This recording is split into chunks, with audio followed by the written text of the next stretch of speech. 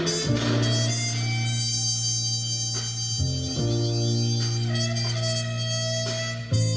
is Eddie Muller, welcoming you back to Noir Alley. Now, last weekend, we enjoyed a bit of sightseeing in the low-rent district, the B unit at RKO, where the clay pigeon was made. This week, we head uptown. And while Warner Brothers may not have a reputation as the classiest of Hollywood studios, today's film, The Letter from 1940, is as prestigious as it's ever going to get in Noir Alley. It features Warner's queen, Bette Davis, in a vehicle designed especially for her. And it's directed by the great William Wyler, who lived atop the industry's A-list. William Wyler was the original Steven Spielberg. And right out of the gate, let me shortstop all those cards and letters and posts and tweets that will pour in asking why The Letter qualifies for Noir Alley if it was made before The Maltese Falcon, the film I always credit with starting the noir movement in Hollywood. Now, there are several reasons why this film stands outside the noir genre, if you will, and it has everything to do with Bette Davis and William Wyler. At the time she made this picture, Davis was arguably the most popular actress in America, and although she often played women who'd be right at home in film noir, her imperious persona positioned her far above mere genre pictures. In films like Fog Over Frisco, Marked Woman, and Satan Met a Lady, in which The Maltese Falcon was rewritten expressly for her, Davis showed a smart and steely attitude that would have been a perfect fit in film noir, as would her willingness to play unsympathetic characters, like Leslie Crosby, the duplicitous woman in today's movie.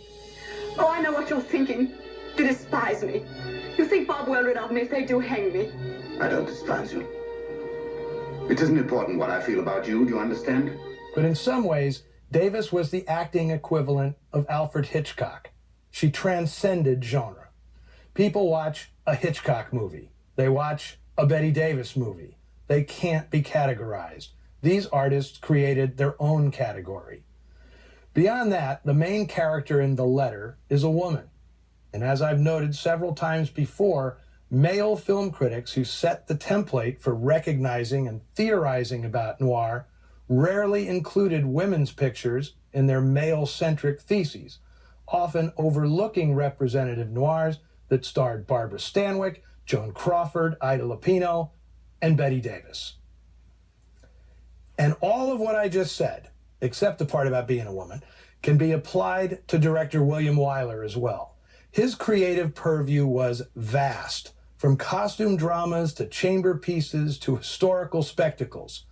Like Bette Davis, he was never confined by genre. He wasn't above making crime pictures, as Dead End, Detective Story, and The Desperate Hours will attest. But even in those pictures, the grit and desperation had a patina of prestige that was part and parcel of a William Wyler production.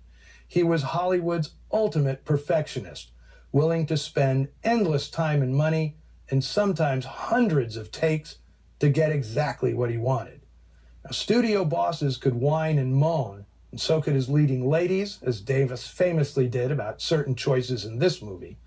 But in the end, no one could fault the results. Now, Wyler had directed Bette Davis to her second Best Actress Oscar in 1938's Jezebel. And when Warner Brothers bought this property for her, it was owned by Paramount, she requested that Warner's hire Wyler as the director. Now, the two had had an affair making Jezebel, and although they often fought like cats and dogs on the set of The Letter, Davis always acquiesced, saying, "I lost those battles, but I lost to a genius." Producer Hal Wallace would say that the emotional tension that existed between the actress and her director brought an extra spark to the production. He said, "The air hummed with feeling from the first frame to the last." Now, The Letter is actually a remake. The original version, based on a short story and play by W. Somerset Maugham, was released in 1929, one of the last movies made by actress Jean Eagles before she died of drug and alcohol abuse. And she was nominated posthumously for a Best Actress Oscar. Now, Bette Davis was obsessed with Jean Eagles and was determined to have her own crack at the part of Leslie Crosby, a woman who murders her lover and claims self-defense. It would earn the actress her 4th of 10 Oscar nominations. Interesting to note that Davis also remade Gene Eagle's last film, Jealousy, as the 1946 melodrama and borderline noir, Deception. Now, Tony Gaudio is the cinematographer on The Letter, and you're going to see the value of his contribution immediately. This film features one of the most memorable opening shots of any film ever made. Gaudio's lighting and camera moves are impeccable, but then they had to be.